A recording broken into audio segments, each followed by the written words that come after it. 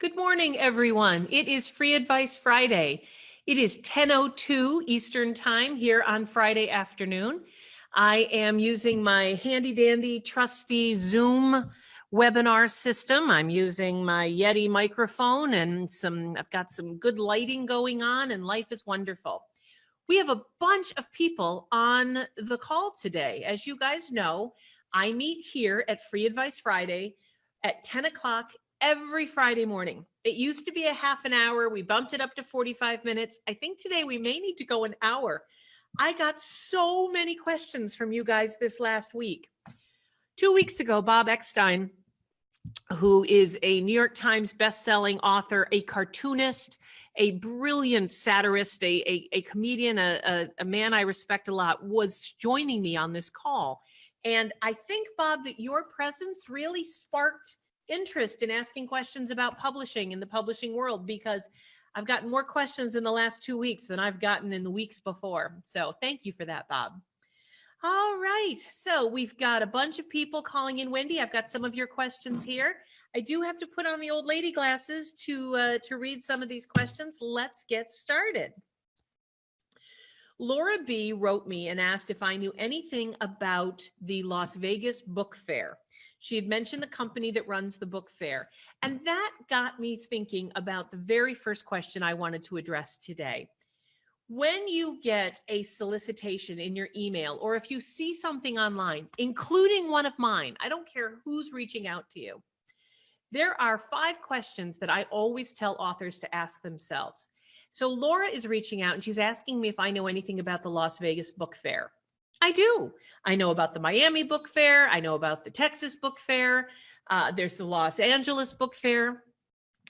But here's something I want you guys to pay attention to.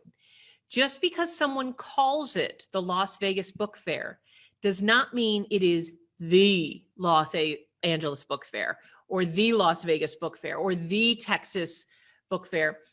There are a lot of book fairs that have very, very similar, if not identical, names to them. And so you have to be really careful about which ones you sign up for. The same is true with awards. The same is true for reviewers. Be very careful that when you want to send your book to the San Francisco Chronicle, that you're not sending it to the San Diego Chronicle of Books. There's no such thing, by the way, I'm making that up. But things sound similar. So there are 5 questions I need you guys to ask yourself whenever somebody sends you an email and asks you to participate in some sort of process that means that you have to give them money. And I don't care who it is. I don't care if it is a government official or if it's me or whomever it is. These are the questions you should ask yourself. Number 1, have I Googled this particular opportunity, this event, this venue with the word complaints, problems, issues? Have I done my research online? Now, that's just the first question. That's just the first step. But I want all of you, before you make any decisions to turn money over, to Google whomever it is who's reaching out to you with the word complaints, issues, problems. If there's 5 or 6 complaints, ignore them. That's fine. Nobody can go through life without ticking off 5 people. But if there's 500 complaints, you might want to pay attention to that. Second question, when you're asking these people for information about their programs, what is the results that you can reasonably expect? Now, for a book fair, you should ask, how many people attended last year? How many people do you anticipate will attend this year? How many booths did you have last year? How many do you anticipate you'll have this year? Get some solid numbers. If people cannot tell you specifically that a conference or a book fair or something with solid numbers is a good idea and can give you those numbers, I'd be a little suspicious. Third question to ask yourself or to ask anyone who's listening, after, have I Googled it and made sure there were no rampant problems?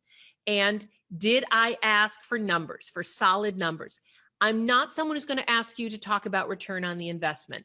That's not what marketing and growing your platform and growing your business is all about.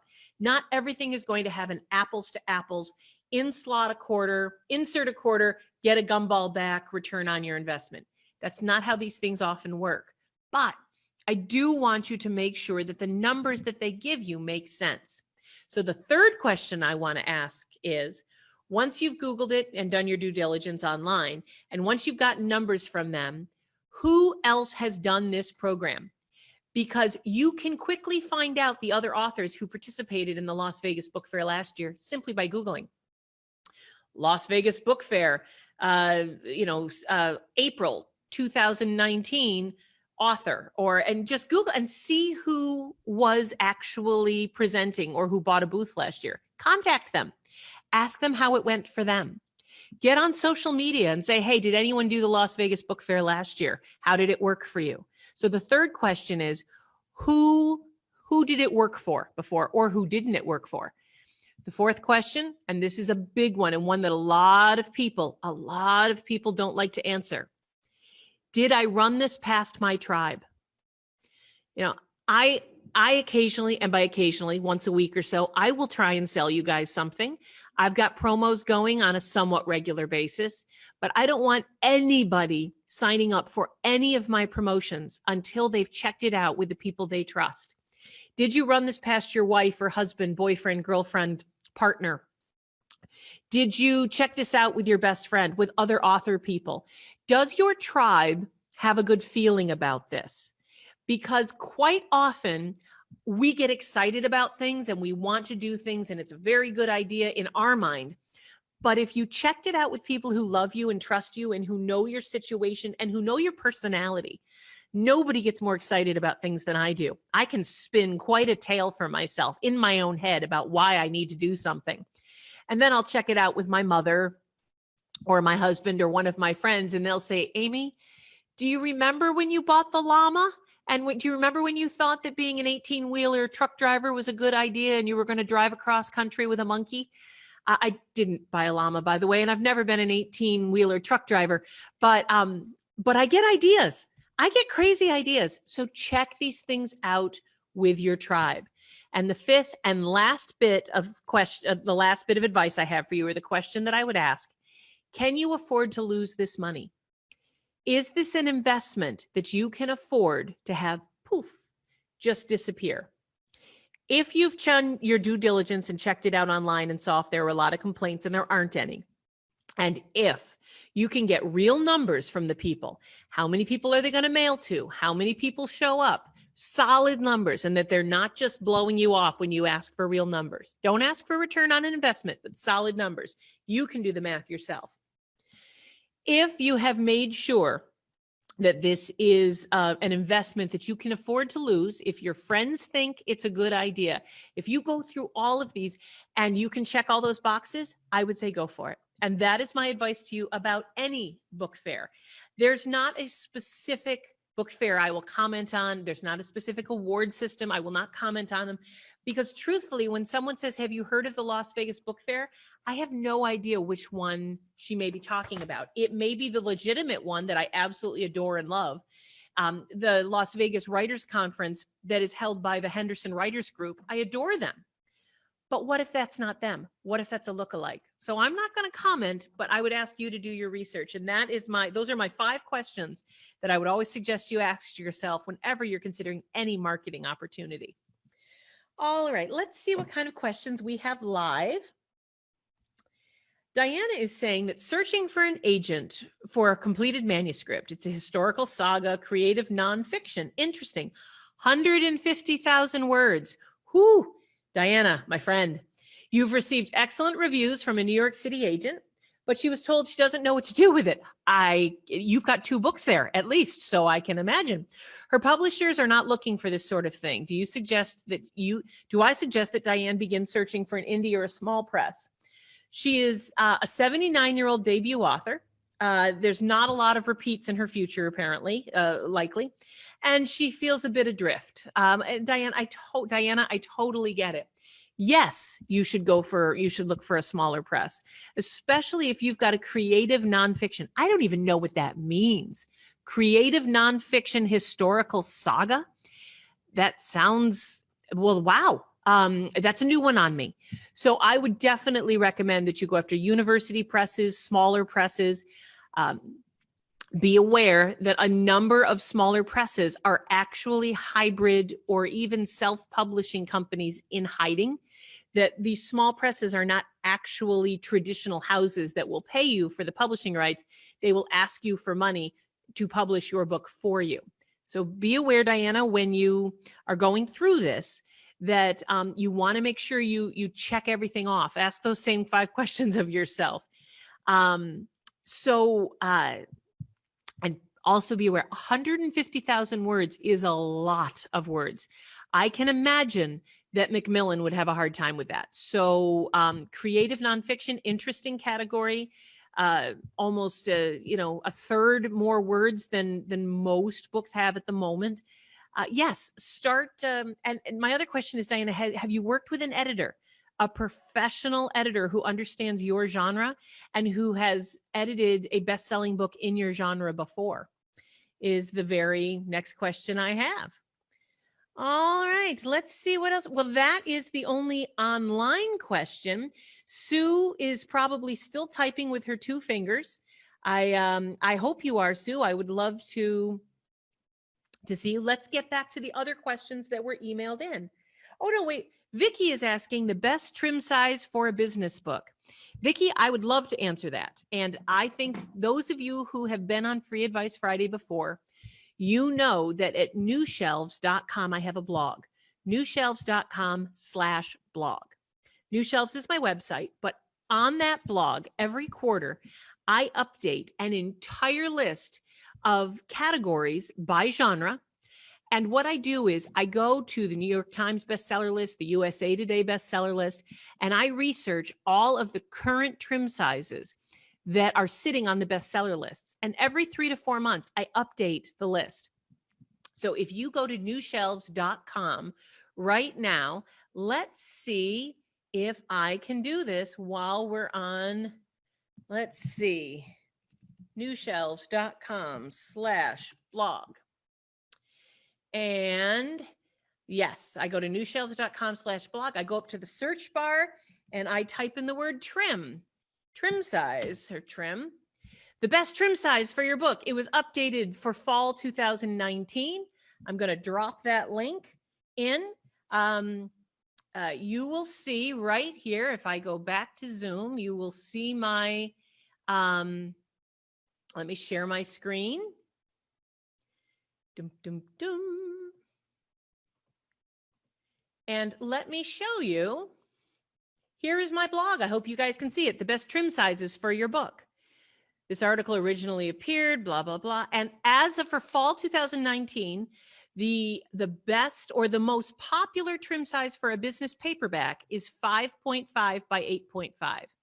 The hardcovers are still 6.9. I can tell you that. I have that from memory, although this blog is about paperbacks. So in many, many cases, I would strongly recommend you guys subscribe to my blog and that you subscribe to my newsletter, because whenever I update these, you guys end up getting a wonderful, a little notice letting you know that I've updated these things. All right, so let's go back to Zoom. Bum, bum, bum. Let me stop sharing. And we will go back to Free Advice Friday. Hi, good to see you guys all again. So Vicki, I hope that answers your question. Bob is popped in with the word series. Bob, I don't know what that means. Are you talking about your series? The Everyone's a Critic is the second book in your series. I would love to find out more about that. I don't know what you mean by that. All right, so if you go to the chat box, you will see a link to the blog I just showed you. Oh, Bob is saying that when you've got 150,000 word manuscript like Diane does, what you actually have is a series. Bob, you're absolutely right. That would actually be a wonderful small, I could see 3 books, like 3 books in a row, 50, 60,000 words each. I do believe in most cases, it's been my experience that when you have that many books, that many words in your manuscript, you probably need to work with an editor. Not always, but in many cases, the problem is not enough books. The problem is not a strong enough edit. All right.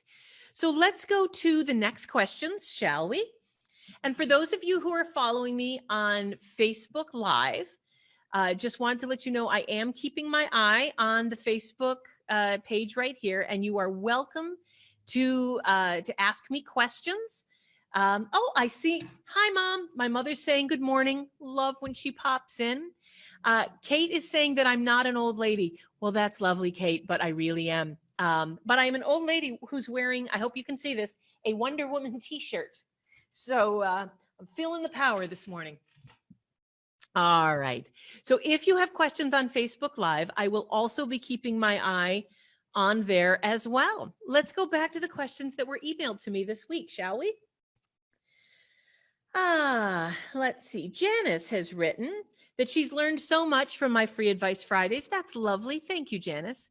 She's got a quick question. She's got 2 hardcover books, Perfection to a Fault and Bay State Sky. They're both being sold on Amazon. Amazon is apparently getting these books from Amazon Global Store in the UK to sell. One of the book's prices is significantly undercutting the hardcover price set at Ingram Spark. Since the only place to purchase a hardcover version of these 2 titles is Ingram Spark, and Amazon is selling them as new, will I be receiving a portion of the sales as with any sale made on Amazon, or have I been cut out of the equation? I don't know from where they would have gotten the files to print a hardcover book, since Ingram Spark is the only place to, okay, I can answer this, Janice. And yes, you are going to get your cut. It's going to be fabulous. Good morning, Denise. How are you? Good to see you. So here is the deal. Denise, Janice, you have a hardcover book that you uploaded to Ingram Spark.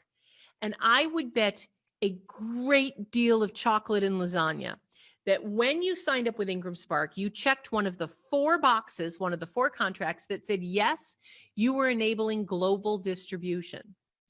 Now, Amazon UK, Amazon Denmark, Amazon Japan, Amazon everywhere, now gets that feed from Ingram Spark. And they now can order your hardcover from Ingram because you checked the box that said global distribution. This is wonderful news for you. You did it right. Amazon over in the UK is now selling the book at their price, and they're buying it from Ingram because Ingram Spark has printers over there too, and they're selling the book. And so you will be paid for every book they sell. You will be paid the same amount that you would be paid for any Ingram Spark book that you sell. Now, it is not the same amount. You will get paid less whenever you sell a book, for the most part, from Ingram Spark than you do when you sell a book through Amazon, because usually the print prices are higher, a little higher at Ingram Spark, not a lot. Of course, some people say the quality is better too. But the other thing is, I don't know what discount you gave Ingram Spark. If you gave Ingram Spark a 50 or 55% discount, and Amazon only asks for a 40% discount to do print on demand through them, well, then that 15-point difference is going to come out of your pocket. But you will get paid for every book, I promise. There is no doubt in my mind that that is exactly what happened. She's looking for me to shed light on it. And she's also saying that my advice about sponsored ads on Amazon made a major difference in the sale of her books, and she wants to thank me for that. I love that.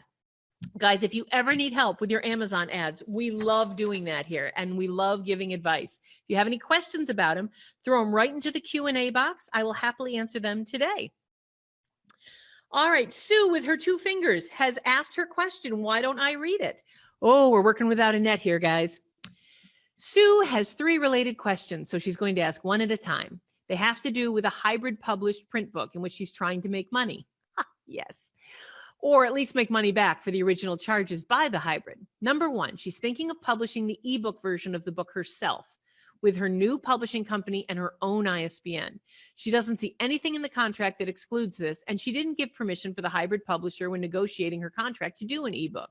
As a publisher, do you think that I would be able to do that, or should I ask them? Absolutely. Sue, I don't know who this, and I don't want to know who this company is, but unless it's particularly ugly at the moment, I would totally just mention to them that you're going to put out your own ebook. You're well within your rights if you've read the contract, and if you didn't sell them the ebook rights, and if they don't have an ebook of yours out, then I would put it up. Put it up, get it up on Amazon, Get it up through draft to digital. Use your own ISBN that you have purchased. Do not take a third-party ISBN from KDP or anywhere. Go get your own ISBN. Ingram Spark does offer them through Bowker. That is one of the few legitimate places you can go and get your ISBN. So go to Ingram Spark and get one, or go to Bowker through myidentifiers.com, get your own ISBNs under your own publishing imprint. And I strongly recommend that you do your own ebook. I think it's a fantastic idea. Use the PDF that your publisher did for you. Send it to Sumi Goswami or any one of the wonderful overseas ebook designers that I have recommended in the past. There's Sundar, there's Sumi. I love them all. Amit is wonderful. And, for $100 or less, get it wired up. Go to draft to digital. Go to KDP. Put it up yourself. And keep all that wonderful profit all on your own. I think it's a great idea. So Sue, I'm going to get to your second question after I read one of the questions that was emailed in, but that was a great first question, and I highly commend you for considering doing it yourself. I think it's a great idea. All right, let's see. Wendy is asking, if she chooses a formatting size from KDP, will it be the same standard sizes that she can also use for Ingram? Wendy, the answer is most of the time. Ingram Spark offers more print options than KDP does at the moment. But I would recommend, if it were up to me and if I was in charge, I would recommend going to Ingram Spark's cover template generator. Let me again share my screen real quick to show you guys how to figure this out. It is super easy. Bum, bum, bum. Share screen 2. Do you guys see here that I've got the cover template generator?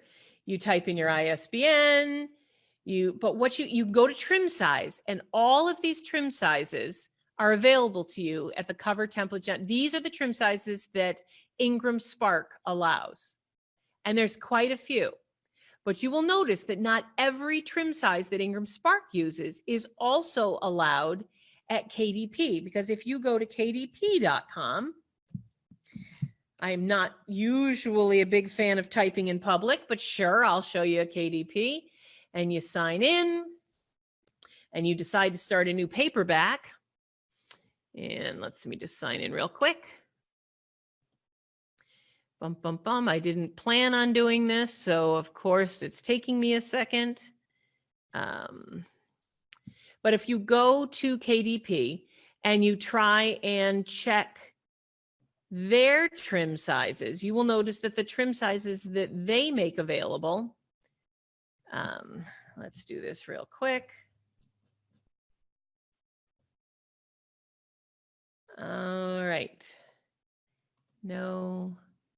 Choose category, juvenile fiction, general, save. Let's see. Let's just get to it. This is fun. Okay, we're not going to get to this. This is killing me. Let's see, Kay. Let's see if they just list them somewhere.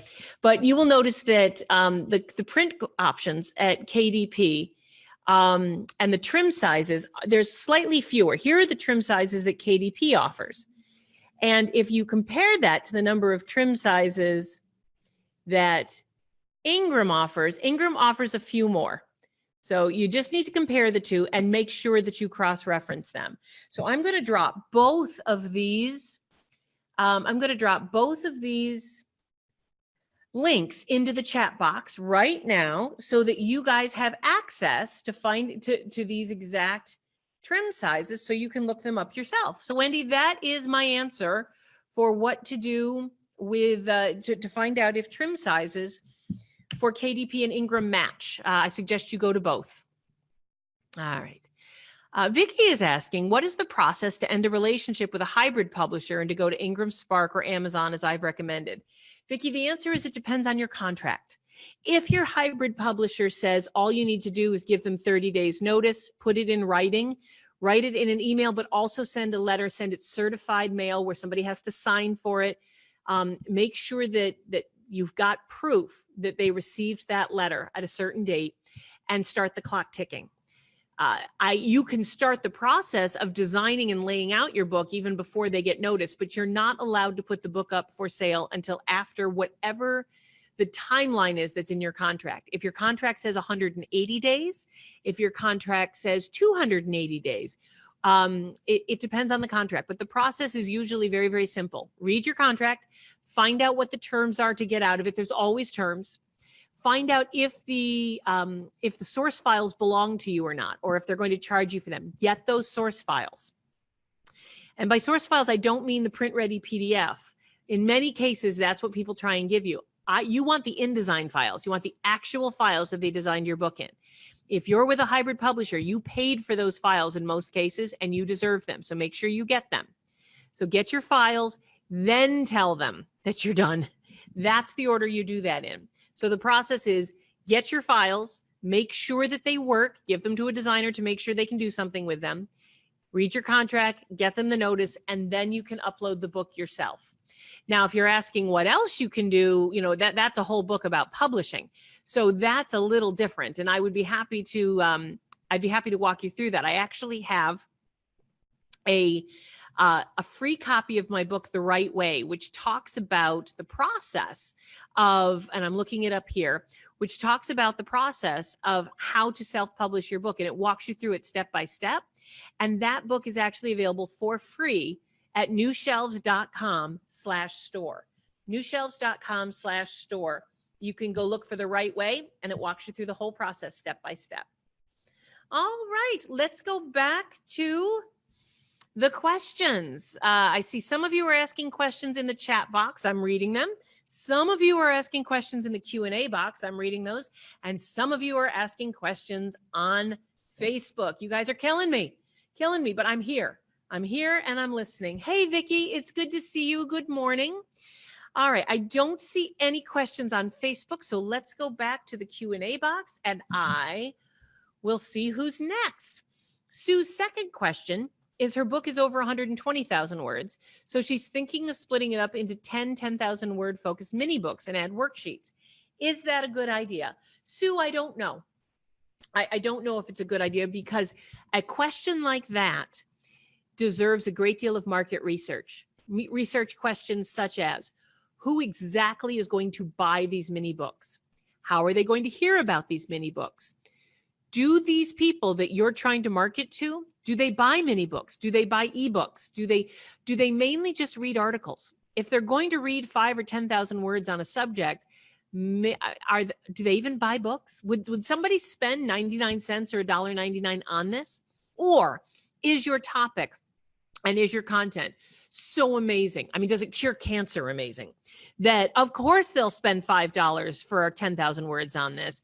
And you already have proof of life. You've got, proof of concept here. There's a lot that goes, I would love to answer that question, but the fact is mini books are a great idea for some people, but we have to do the research.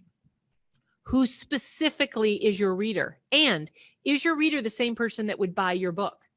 And if that reader and if that buyer will actually spend money on books as opposed to just reading free articles or being part of a subscription, would it make more sense maybe to sell this content to a content aggregator where you can get paid in a subscription setting for something like ProQuest? ProQuest, which is owned by Bowker, is a wonderful way to make money on your writing. Does it need to be a book? There's so much that goes into this. Now, Sue, I know you, and I know your books, and I know your writing, and you've got amazing content. But until I knew more about this specific book you're talking about, none of us should be answering those questions. And anyone who just blobs off an answer to a question like that isn't giving it enough thought. There's so many questions you have to ask first. Sue also got an email from her hybrid publisher that they sold the rights to China, and they're going to start with a 1,500 book pre-order. That's wonderful. So is this a good reason or excuse for her to make the announcement of the press release to personally relaunch her author-owned autograph books that she sells from her website and a distributor in her field? There is no such thing as a bad reason to talk about your books and yourself. Use every reason you can think of. This is a wonderful reason. Sending out an announcement and talking about this book is, and this deal is wonderful. Absolutely wonderful. If it were me, I would do it all day long. Yep. So that's my advice to you. Good job and congratulations on getting the Chinese rights. I think that's wonderful. But now it's time to see if maybe you can also sell the Japanese rights and the Indian rights, and tell them to keep going. Tell them don't give up. All right. Let's see what else we have. Wendy is saying, did I say that trim sizes for hardbacks are usually 6x9? So we need a different trim size, one for paperback and one for hardback. Sort of. Wendy, the truth is that a lot of hardcovers are 6x9, but you are very, very welcome to, if you do a 5.5x8.5 paperback, to also make that the size of your hardcover. There is zero problem with that. Zero. I love that idea. Yes, HarperCollins and Macmillan and Random House will probably make their hardcover and their paperback slightly different trim sizes, or dramatically different trim sizes. But that's what they do because they're able to buy paper by the millions of pounds. They have entire companies and divisions that are just dedicated to helping them come up with paper purchases and ink purchases and printing decisions. But for people like you and me, I'd say a one trim size, 5.5x8.5 is the way I would go for a general business book. Sue, I'm thrilled to hear that you bought your ISBNs from Bowker.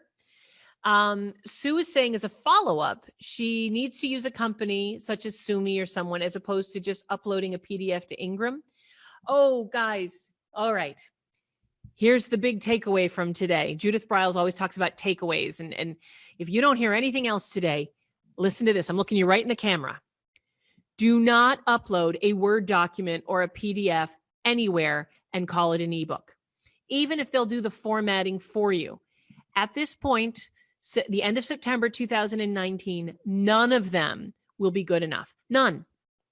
You need to have your ebook professionally formatted into a Mobi file for the Kindle and into an EPUB file for everyone else. You want the pretty links. You want the blue hyperlinks. You want your chapter artwork to be centered.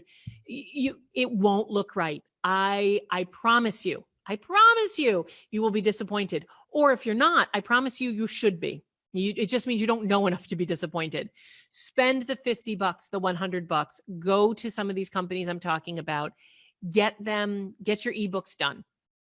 If you have any questions, email me at info@newshelves.com, and we will happily introduce you to Sumi and Sundar and all the guys that we use. I don't get anything for introducing them. I just like them, and we use them, and it is totally worth it. All right. Let's see.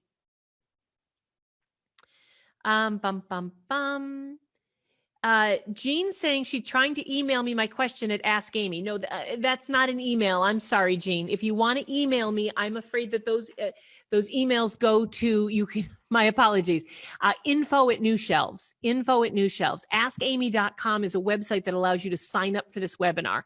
I will create an email for that. That is a very good idea. I hadn't thought of that. My apologies, Jean. But emailing questions, it's info@newshelves.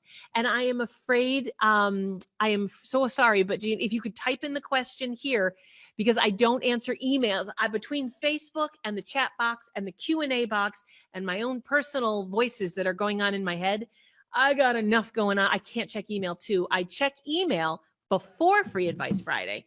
And that's how I come up with these. Well, let's see what other questions were asked. 2 people wrote this week to say that they missed the webinar that I did on Tuesday on how to do your own marketing.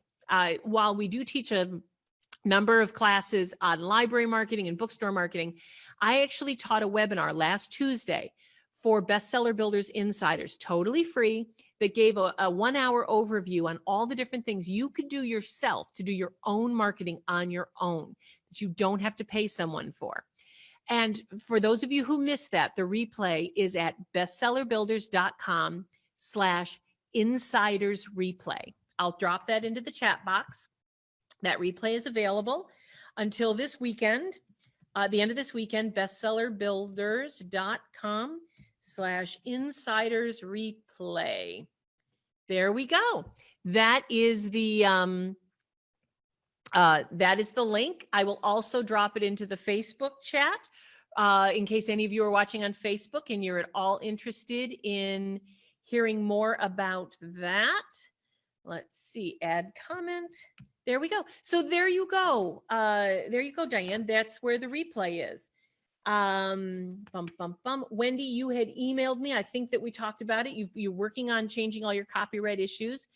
And in looking on Amazon, she didn't know how to find the books that had been published by a traditional publishing company. And she's looking at different trim sizes, but I believe that we answered that. I think 5.5 by 8.5 is the best choice for you. Also, 5 1/4 by 8 would not be a bad choice if you find that you want to get it a little thicker. I don't know what your word count is, but if you want to get it up to 200 pages or more, you can even go a little smaller. All right. Heather is asking, her book is up on draft to digital. Does Overdrive automatically accept it?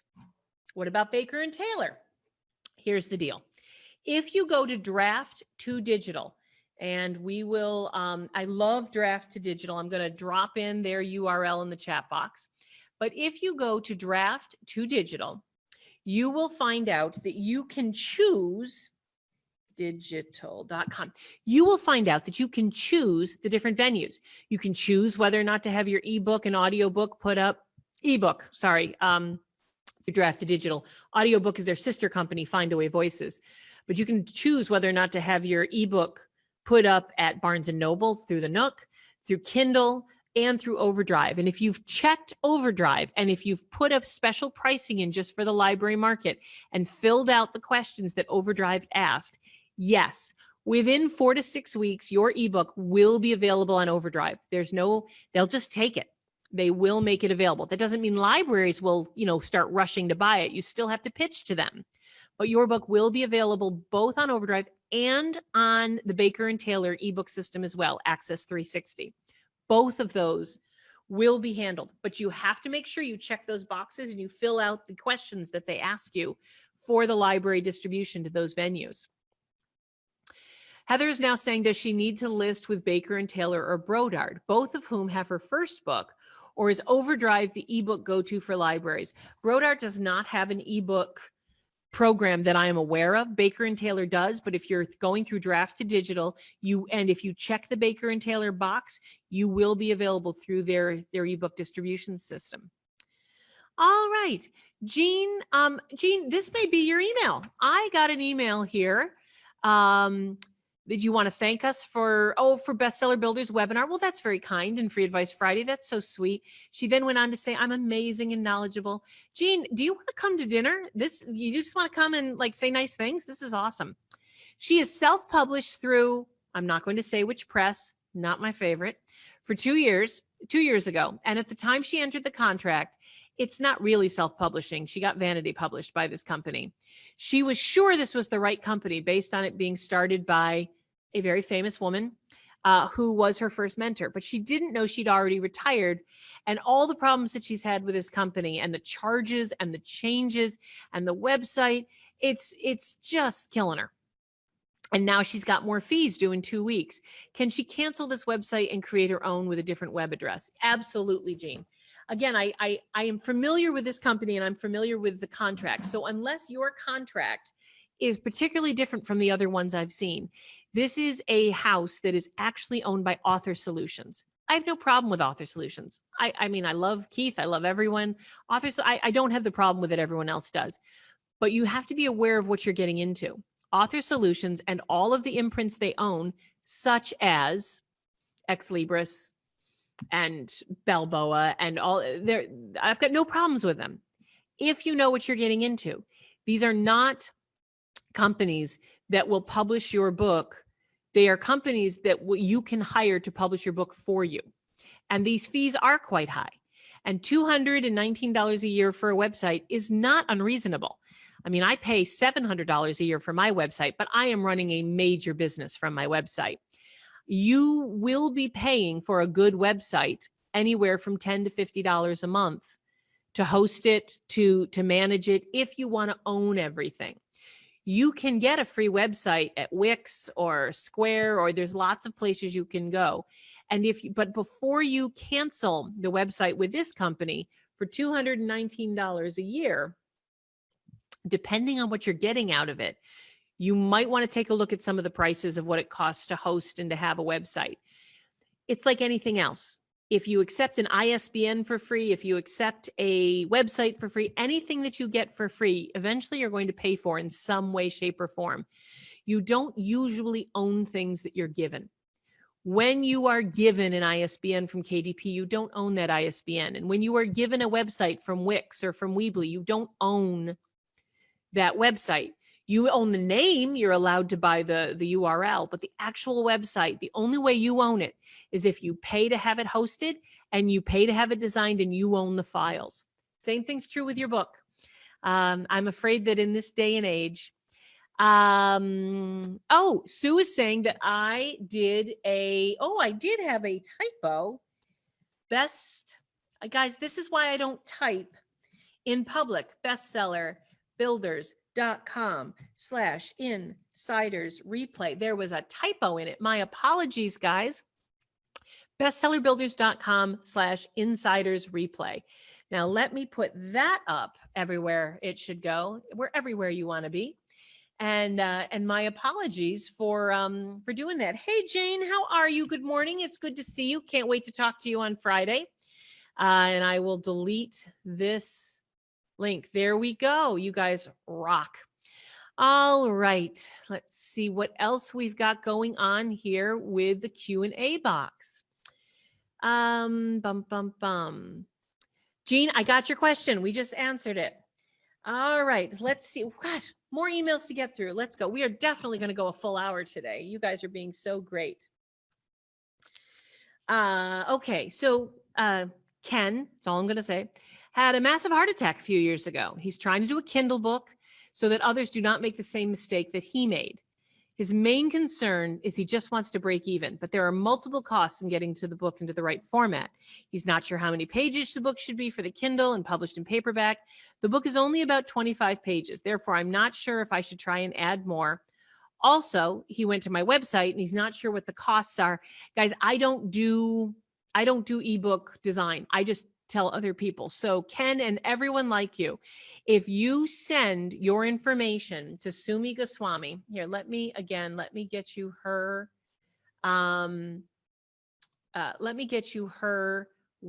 email right now. And I love her. You know, I get nothing for recommending this woman. Absolutely nothing. I am not trying to push her. I am absolutely not trying to suggest that you need to use her, but I do use her for my own ebooks, and I use Sundar. So let me get you both of their email addresses right now. And if you guys, anyone who's listening, if you guys have an ebook provider that you really like, feel free to throw it into the chat box or into the Facebook group. I would love to have you guys share the people that you know and love. So there we go. Sumi Goswami's email going into the Facebook chat and into the Zoom chat for those of you who are watching live. And Sundar Maruthu, he's with Medlar in India. Love them too. Use him all the time. Mainly I use Sundar for my paperback laying out. Let's see, and that's Sundar's name. And there's his email. And there we go. So I hope that's a help to those of you the many of you apparently who have ebook questions at the moment. Please get a hold of one of these two people. They will take good care of you, I promise. All right, let's see what other questions we may have. Mary is saying she's publishing a book in the US that's both in English and French. They will, of course, register the copyright with the Library of Congress. But the question is, in order to sell the book on Amazon.fr and in stores in France, do we need to go through another copyright process for the EU? Mary, I don't know. I am sorry, guys. I have absolutely no idea, but I'm going to tell you where you can find out. I have zero information about copyright in France. Last September, my husband and I took a 10-day motorcycle trip. We landed in Paris. We rented motorcycles. And for 11 days, we drove through the Swiss Alps, the French Alps, the Italian Alps. We spent a lot of time in France. I thought I knew how to speak French because I had taken 8 years of French. 8 years. It was a ridiculous and amazing opportunity until I got to France and found out I don't know how to speak French at all. I spent apparently 3 days asking thousands of waiters to serve me a Diet Coke without ice cream. Yeah. So I can't speak to French. I really can't. I can't speak the language. But you know what I can do? I can tell you where to go. May I recommend that you go to the Alliance of Independent Authors, ALLI.org. Orna Ross and her group at the Alliance of Independent Authors absolutely have a legal resource that is not to be missed. It's a very inexpensive, you can actually sign up and become a member. They've got resources even if you're not a member. But may I recommend, Mary, that you go to ALLI, the Alliance of Independent Authors. They're based in London. They're international. Orna and her group are the people I would go to for a question like this. And Mary, I wish I could answer it. I am so sorry, but I am afraid I don't know about copyright in France. So there you go. There's lots I don't know. All right. Bum, bum, bum. Thomas is asking about Kirkus Reviews. Many people are interested in my thoughts about Kirkus Reviews. Well, I love Kirkus. I adore Kirkus. And one good, solid, independent editorial Kirkus review can get you a lot of orders in the library market. I think that everyone should send their book in 3 or 4 months before its pub date to the editorial team at Kirkus Reviews and try and get a Kirkus review. Self-published or not, I think everyone should do it without exception. But if you're asking about a Kirkus Discoveries review, which is a $400 to $500 program, I also like them. Kirkus Discoveries, it's the same editors. They'll give you an honest, absolutely honest review of your book, but it is not autonomous and it is not independent. It is paid for. You are paying the reviewer to review your book, which is fine. You're not paying for a good review. That I would not countenance. Kirkus Discoveries reviewers are very honest. They're wonderful, good, very well done reviews, but they do not give you the credence, the credibility, and the lift that I think you're expecting, Tom, or Thomas, I should say, from the bookstore buyers, from the bookstore owners, from Barnes & Noble, from the librarians. If a librarian tells you that a Kirkus review would make them buy a book, they're telling the truth. They absolutely would. But a Kirkus Discoveries review won't. A Kirkus Discoveries review is in a separate section. Everyone in our industry knows the difference. We can all spot them at 20 paces. And even if you're put in a special catalog at the end of the year and told that, very few people end up in this catalog, you're not going to get what you want from the review, depending on what your goals are. If you simply would love a strong review with the word Kirkus on it that you can throw on Amazon for readers and for people who don't know better, go for it. Totally worth the $450. Total thumbs up. I like Kirkus Discoveries. What I don't like is people who think that they're getting the same results from a Kirkus Discoveries program that they would from simply getting an independent, autonomous, spontaneously generated review from an editor that happened because you or your publicist sent the book into the editorial team for free through their program, which does not cost anything, but does have a lot of submission requirements. It has to be 3 to 4 months before the pub date. There's a lot that happen on their website. Check it out. I would be happy to hear your results. How do you spell Kirkus Review? Wendy, you spelled it right. It's Kirkus. But if you're looking to find out how to submit to Kirkus, they keep that very hidden. But the good news is I've got the link. If you go to newshelves.com/blog, go up to the search button and type in the word Kirkus, which I may be able to find for you right now. Let me find you my blog. You will very easily, let's see, newshelves.com/blog. You will be able to find a list of of legitimate, independent, third-party professional book reviewers that I have put together, because I've actually put together the links to all of the submission sites. Here they are. Oh my gosh. Look at me. I'm so excited. So let me drop this into the chat box and into Facebook, into both, so that if you guys want a list of all of the places where hyperlinked, where you can find out where you can submit your book for reviews, here they all are. But I'm telling you, read the submission guidelines. It makes no sense to send your book in and not read what it is they're looking for. All right. Bob, Bob, I'm so sorry I didn't see this comment in the chat, but Sue, Bob Eckstein, who was with me a couple weeks ago and who has forgotten more about getting published than I have ever known, says that your book, the idea of breaking it up into a whole bunch, like 10 little mini books, sounds like a perfect piece for a magazine like AARP, or, you might want to consider reaching out to a magazine and doing an entire series or serial with them. And Bob, that was a terrific idea. I think it's a terrific idea. All right. Let's see. So you guys have the list of reviewer sites. I just gave them to you both on Facebook and here in the chat box. I have answered, I believe, a number of questions here. For those of you who heard me say that you do not want to do your own ebook, there's a couple of people chiming in who are saying that they can, Terry is saying she can attest to the statement about not doing the Mobi yourself. She's tried several software apps. They do not do well. And I got to tell you guys, I'm very tech savvy and I wouldn't try and do it myself. Guys, just go find the $50, go find the $100, do it.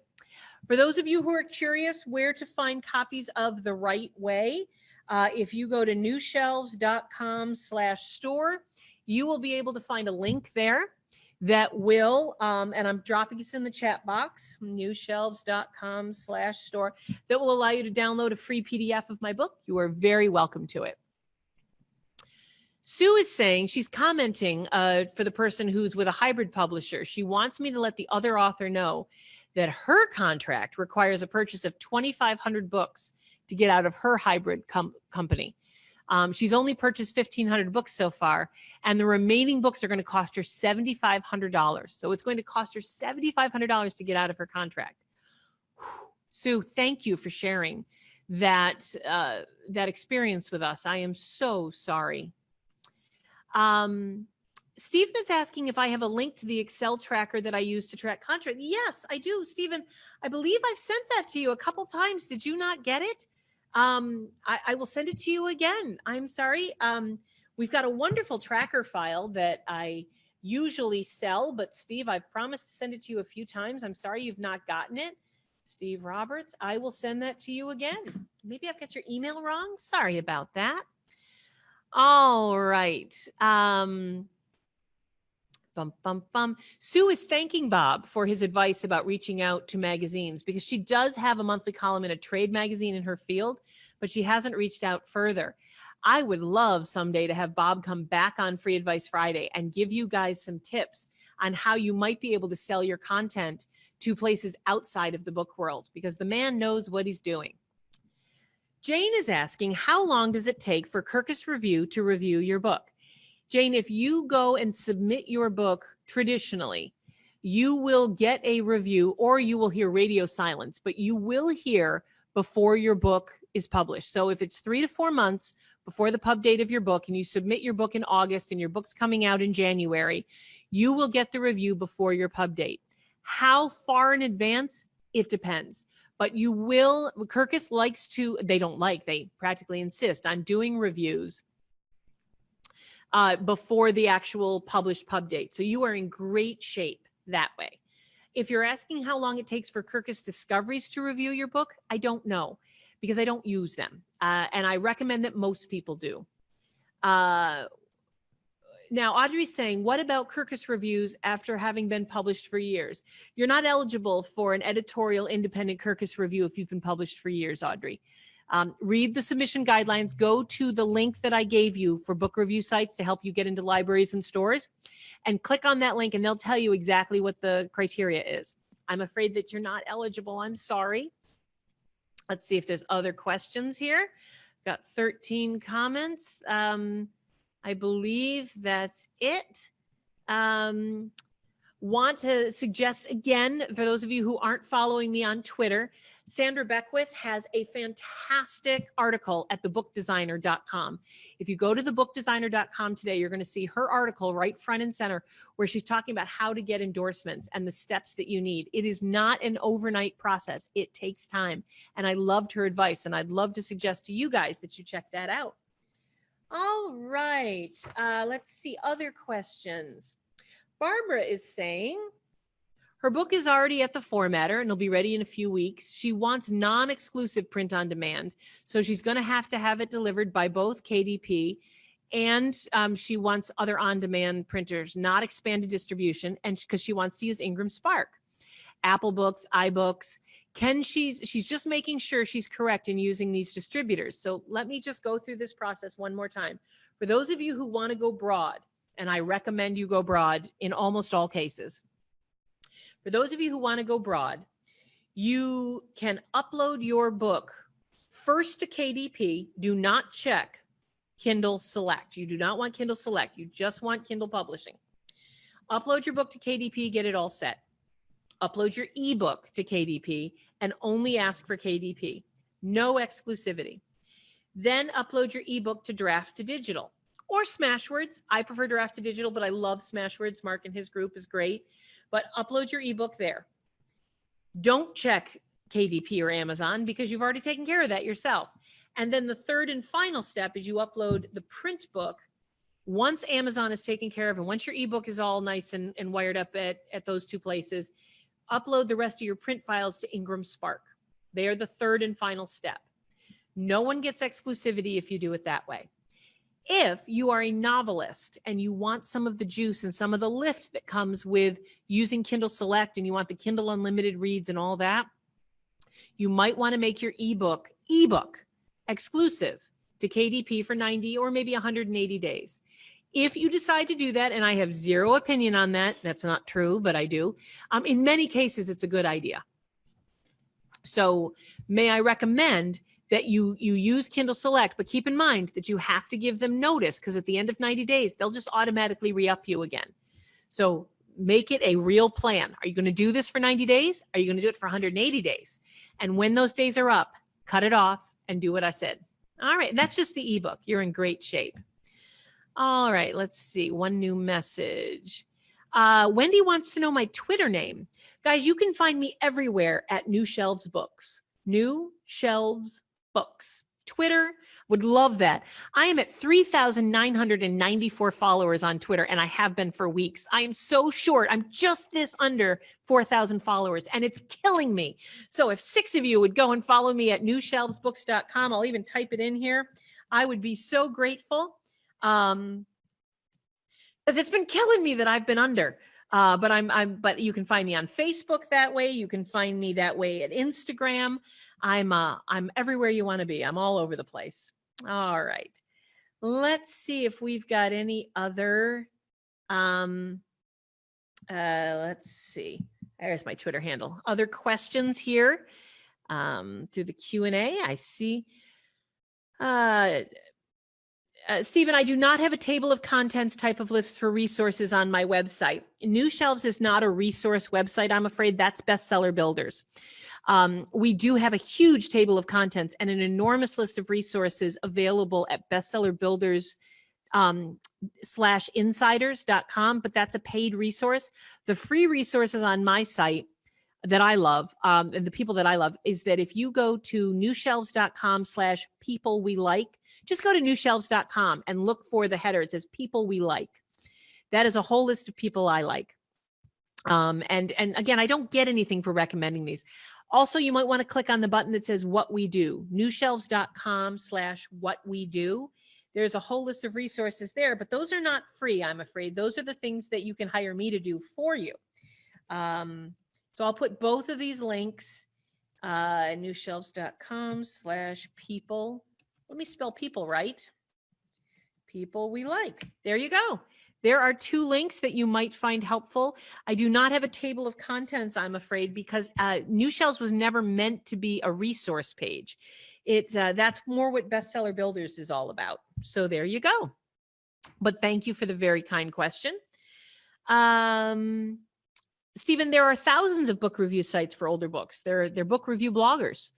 And yes, and I know that you guys can Google book review bloggers in your genre, but but when you say older, most reviewers are not interested in reviewing a book that's 2 or 3 years old. At that point, you need to be going after different types of reviewers. Ray is asking, what is the shortest possible time between a finished manuscript and a launch, and why so long? Okay, well, let's talk about the process. If you finish your manuscript, then you have to have it edited. Don't skip that process. I mean, a solid development edit so other people can see that you accidentally used the word gregarious 47 times a paragraph. Get a solid development edit. That takes weeks because we're human and because, reading an 80,000 word manuscript takes a long time. You also need it copy edited, grammar. You need to have things proof checked and you need to get all the spelling and the punctuation right and turn your M dashes into N dashes, or there's a lot of rules. They all have to follow Chicago Manual of Style. Then the book has to be laid out. So there's 6-8 weeks right there. Then you have to have your book laid out and designed. 3-4 weeks. Do you have any idea how long it takes to properly lay out a book? I don't mean slapping it up in a Word document, but using InDesign and making sure that there's no 1 or 2 words at the end of a paragraph that's up at a page and then the rest of the page is blank, and making sure that the call outs look good and that the page numbers are right. That's 3 weeks minimum. Then it has to be proofread again by a second pair of eyes. That's another 2 weeks. Then all of those changes, and there will be lots of changes and corrections, have to be put into the manuscript. The cover needs to be laid out and designed. I mean, that's 3 months. That's 3 months all day long, any way you look at it. And if you try, and what again, Judith Briles talks about rushing to print. If you try to rush to print, that means that you are asking somebody to shortchange something that it takes. If it takes you 10 minutes to walk a mile and somebody else can walk a mile in 8 minutes, that's fabulous. Hire that person to proofread your book. But nobody can walk a mile in a minute, I don't think. I don't think there's such a thing as a 1-minute mile. At least I hope not. Otherwise, this analogy goes completely off the rails. You can't ask a proofreader to proofread your book in 4 days. It's just physically impossible. You can't ask an editor to properly edit your book in a week. That's not how it works. All right. So there you go. That is why it takes so long, because things take a long time, and because your book deserves to be properly published, properly designed, properly edited, properly copy edited, properly proofread. Otherwise, what you have is a book-shaped object that looks amateurish, and you don't want that. If your words are that important to you, then the outside should be that important as well. You wouldn't spend $30,000 on a beautiful BMW and then spray paint it. That's not how it works. You actually spend the extra $800 and get it nicely painted.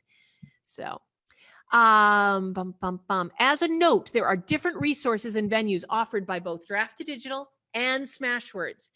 Stephen is strongly recommending that you use both, but that you make sure you check that you don't select the same venues. Brilliant, Stephen. Absolutely. Good point. Thank you.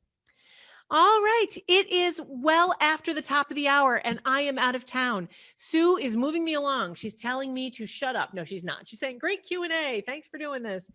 Guys, I'm going to have to move on. I will answer all of these questions I didn't get to next Friday. I will be here Friday, Free Advice Friday.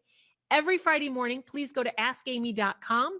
And Jean, I'm going to get that email up and running. Guys, it was wonderful seeing you, and I will talk to you very soon. See you next week on Free Advice Friday.